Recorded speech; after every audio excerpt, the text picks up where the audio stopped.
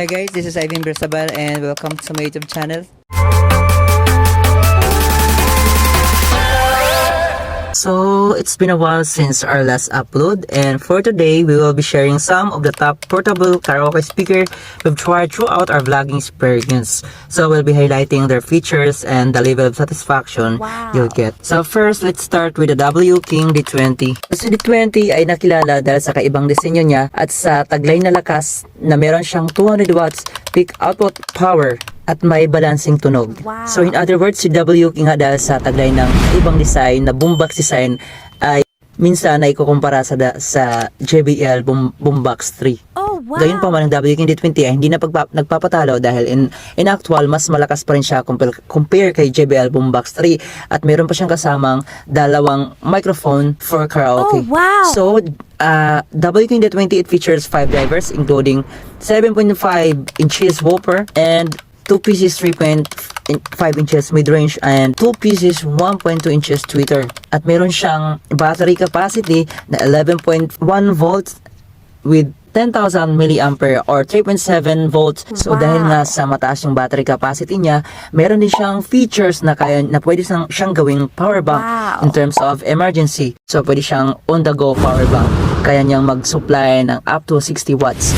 Same din sa charging niya. Supported siya up to 60 watts fast charger na kaya niyang mag-fully charge sa loob lamang ng 3 hours. Kasi W King D20 meron siyang Bluetooth version na 5.3. Pwede mong i-connect yung dalawang speaker as TWS kung gusto mo magkaroon ng stereo sounds connection. Si D20 ay napaka-ideal dalhin outdoor dahil meron lamang siyang bigat na 9.7 kg at meron siyang kasamang shoulder strap at handle.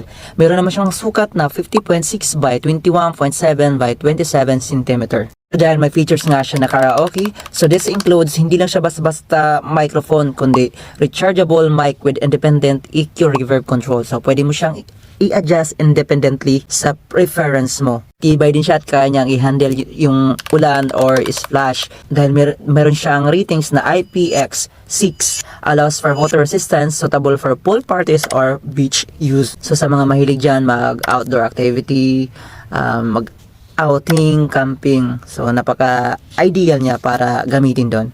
And then, speaking about inputs or versatile connectivity, this has a features includes 6.35mm for guitar input and you can also do recording by using TF card para ma-save doon yung nire-record mo. And then, additionally, based on my personal experience with D20, all I can say is talagang napakaganda yung tunog niya. So, unlike sa ibang speaker na nahawakan natin noon, marami tayong speaker na magaganda yung quality. Yung iba sobrang ma-bass, yung iba naman, syempre may iba-iba yan silang specialty or iba-ibang signatures, sound signature.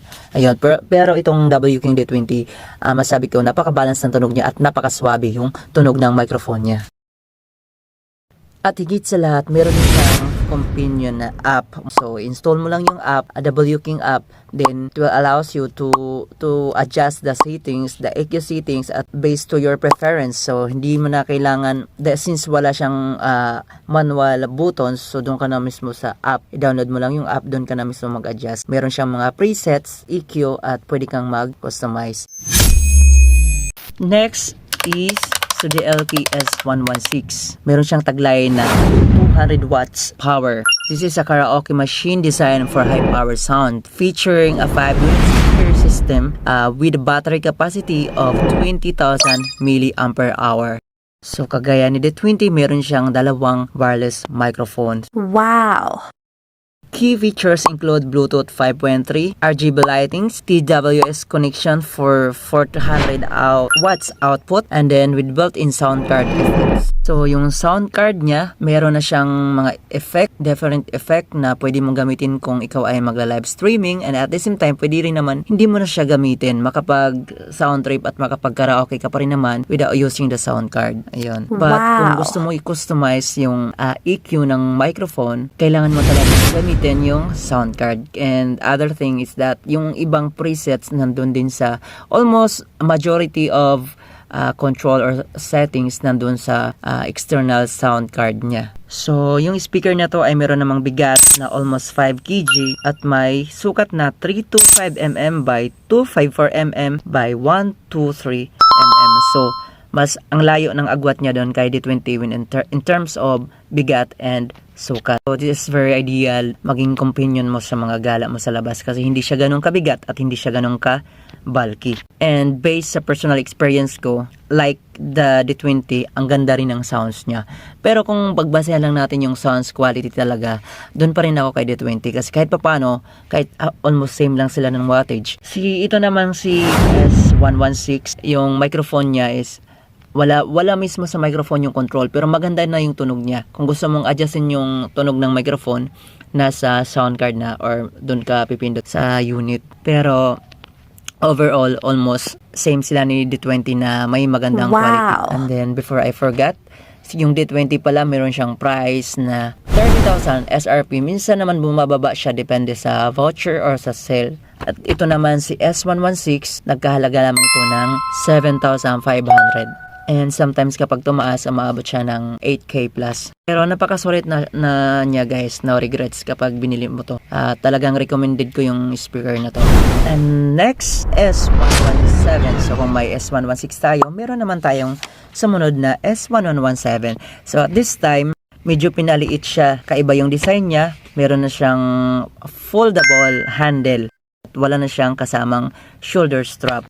Meron siyang disenyo na napaka-aesthetic. So, pwede mo siyang, ang ganda niya tinang display ng bahay or can be used outdoor kasi maliit siya at napaka-handy niya. In terms of sounds quality, medyo mahina lang siya ng konti compare kay S116 pero mas balance yung sounds niya. Tama lang yung bass, tama lang yung mid, at tama lang yung high. Meron siyang power output na 200 watt.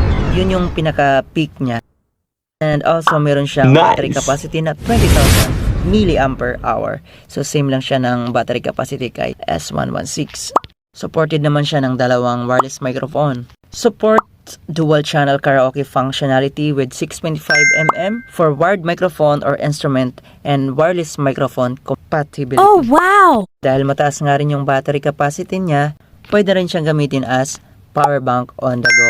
Then for connectivity option, meron siyang version of 5.3, additive card slot, USB flash drive, AUX input, and TWS or True Wireless Stereo to connect to speakers. Also support OTG digital live streaming and internal recording. Meron din siyang kasamang remote na kung saan andun yung mga effects niya like screaming, kissing, voice changing, and etc. Wow! Battery niya kayang i-charge sa 3 hours depende sa charging protocol or depende sa wattage ng charger na gagamitin. Meron din siyang waterproof ratings na IPX6. So, pwede siya pang outdoor kasi water resistant siya. At meron naman siyang bigat na 4.5 kg at may sukat na 266 mm by 110 mm by 242 mm. So, mas magaan siya ng konti compared doon kay 116.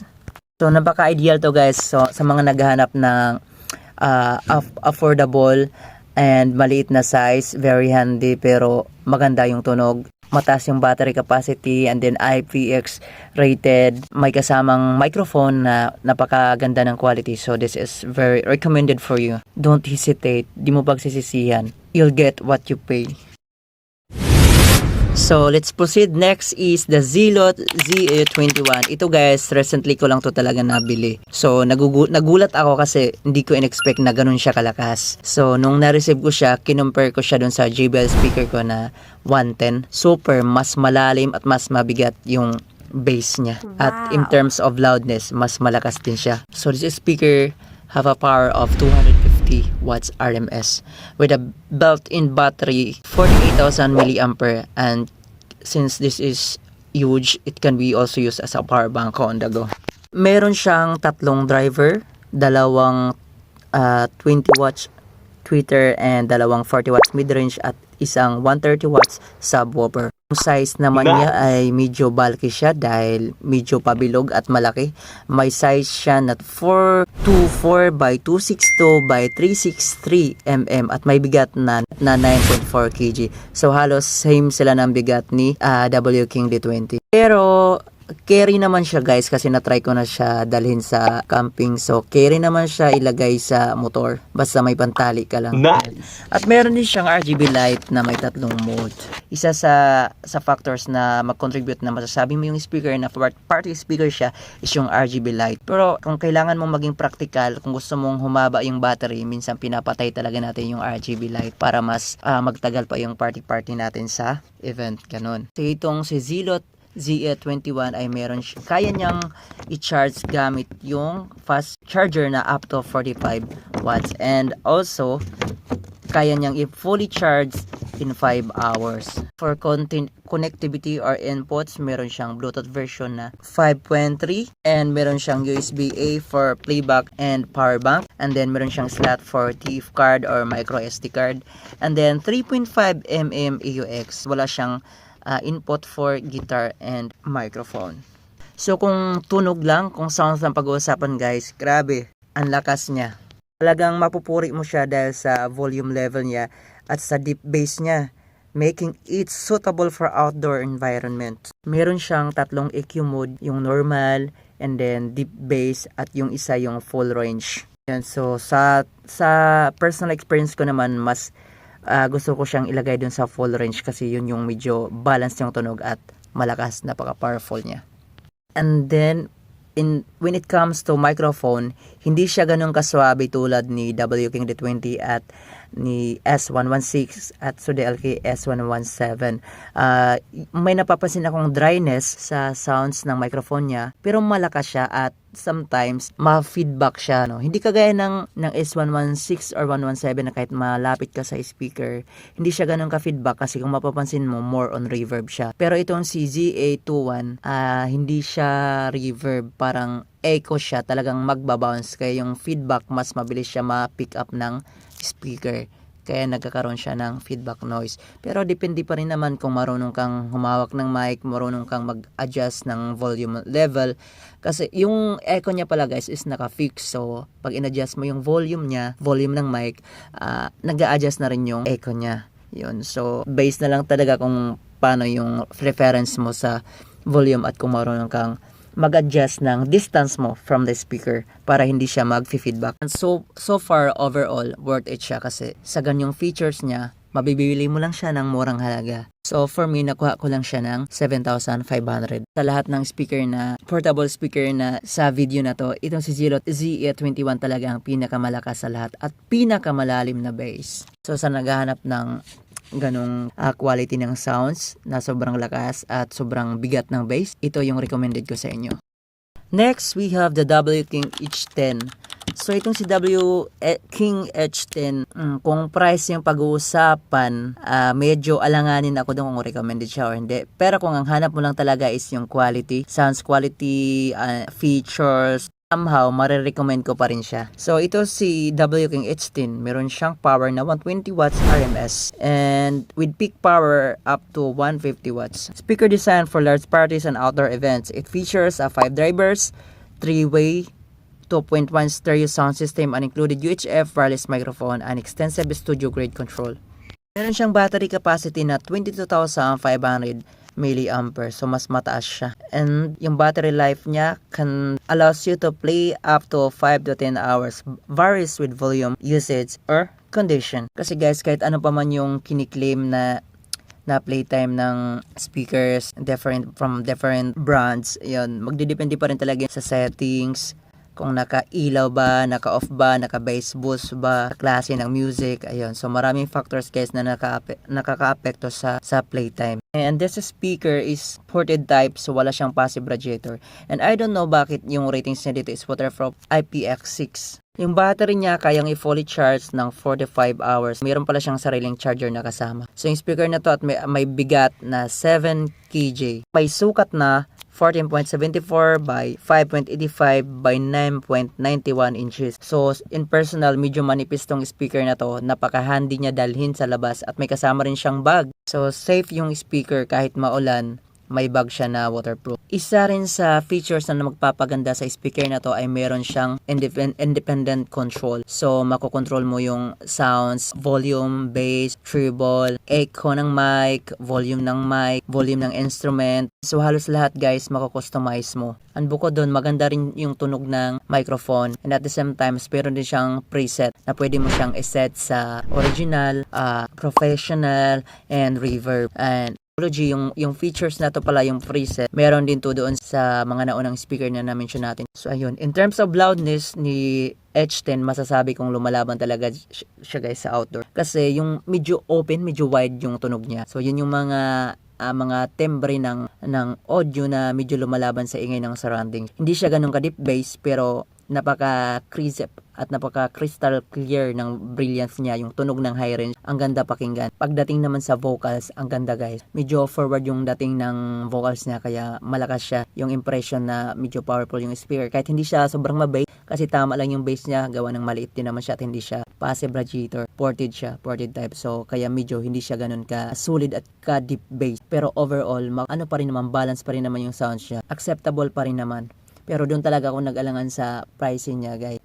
Imagine nabili ko siya ng 16,500, ganun. Pero hindi naman ako naghihinayang kasi siya yung ginagamit ko talaga pang outdoor, kasi meron siyang sariling charger. So safe yung battery pag meron siyang sariling charger. And yung charger niya is direct sa 220. So ang magiging disadvantage naman niya, pag walang supply, walang power sa area, hindi mo siya magamitan ng power bank unless meron kang power station para pwede mo siyang isaksak. Kasi yung mga nauna natin na mention na speaker, naka-type C siya. So, pwede mo silang gamitan ng power bank. Then lastly, ito yung masasabi kong small but terrible. Literal talaga guys. Itong si Musky MS6. Talagang napaka-solid nito. Magugulat ka na lang talaga kasi hindi mo expect na ganun yung sounds quality niya. Yung gamit niya guys is full range driver. So, isa lang yung driver niya pero full range niya. Meron siyang 50 watts power. So, sa liit ng size niya guys, hindi mo expect. Magugulat ka talaga na ganito pala siya kaganda. Ganito kaganda yung sounds quality niya at yung volume level niya. Pati yung tunog ng microphone. So, overall guys, kung tunog ng microphone yung pagbabasihan, for me, parang top 5 na speaker na tong sa video natin ngayon. Parang siya yung pangalawa or first. Yan. Ganyan siya kaganda. At ang lakas ng tunog ng microphone, rinig buong barangay. At hindi lang siya basta malakas, balance talaga yung tunog niya. Hindi mo rin siya masasabing walang bass kasi may bass siya. And same with H10, ported type din siya. Hindi siya gumagamit ng passive radiator. Anyan, when it comes to battery capacity, meron lamang siyang 8,000 mAh. Hindi ganun kataas yung battery niya guys, pero sulit na siya kasi tinry ko siya saksakan ng power bank, nahahabol naman siya nung nag-outing kami.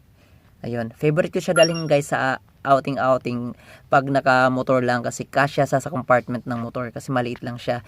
Pero para safe, balutan nyo siya ng tela o kaya bilhan nyo siya ng bag kasi mabilis siya magasgasan. Yung texture ng body niya, sensitive siya, mabilis siya magasgasan. Meron siyang sukat na 142mm by 83mm by 86mm. So, medyo pabilog siya guys. Maliit siya at kasyang-kasya sa compartment ng motor nyo. So, binili ko siya and no regrets kasi napakamura lang niya. Nabili ko lang siya ng 2,300, imagine. Over sa quality niya na napakaganda. Yan. So, meron din siyang bigat na 1.8 kg. Connectivity, meron siyang Bluetooth version na 5.0 with up to 10 meters transmission distance. Input and output supports Bluetooth, micro SD card up to 32 GB, UDES up to 35 GB, and AUX input and no microphone and radiator input. Meron siyang makulay na LED light effects. Kay Musky MS6. So, bibigyan ko kayo ng tips. Ang ginawa ko guys para mas tumagal yung battery niya, dinagdagan ko siya bumili ako sa Orange app ng battery kasi meron mga battery. Basta bibili kayo ng battery same specs doon sa original battery niya and then ginawa ko siyang parallel dun sa loob. At din na-double yung playtime niya. So, yun lamang guys. Yun na po yung top 5 na most recommended natin na portable speaker or portable karaoke speaker. Sa mga kagaya ko na mahilig gumala and at the same time mahilig kumanta at gustong gawin together yung mga hilig nyo, naka-ideal na speaker na talagang recommended ko sa entire pagbabloging ko. So, alam ko namang marami pa mga speakers na pwedeng tumalo sa mga na-mention natin. And then, from time to time, pwede rin itong mapalitan. So far, sa na-encounter ko na, sa na-experience ko for my entire vlogging experience, itong 5 to ang pinaka most recommended ko. So, kung mapapansin mo guys, hindi ako nag-mention ng global brand dito like JBL, Sony, kasi mula umpisa pa naman yung vlog natin na to is talagang in-highlights natin yung mga alternative sa mga global brands, alternative sa mga leading brand na kung saan mahanap mo yung quality na hinahanap mo over price. Ayun, yung feelings, yung satisfaction na makukuha mo dun sa leading brand, makukuha mo rin sa kanila sa murang halaga. Ayun, kasi hindi naman kasi lahat kayang ma-afford yung mga leading brand. At yung iba rin, yung ibang brand din, hindi rin talaga, wala din dun talaga yung preference mo. Hindi mo mahanap sa kanila, especially pagdating sa size, sa portability. Like na lamang kay JBL, mga party speaker niya, ang lalaki, ang kaya mo lang dalhin yan sa motor, ikarga sa motor is JBL Party Box Encore, at saka yung on the go. Kay Sony naman, meron siya mga boom box, meron siyang ibang design kaso wala namang microphone, may issue sa microphone. And then ano pa ba, kay LG, lalaki din, pero may maliit ngayon si LG, yung stage, ayun, yung stage na model niya ngayon. So yun, it depends na lang guys. Alright guys, thank you for watching. Huwag kalimutan mag-subscribe, mag-like at mag-share ng ating mga videos para mas marami pang makakapanood. Mag-comment na rin sa comment section below ng inyong mga suggestions. Thank you for watching and see you for the next one. God bless. Bye-bye.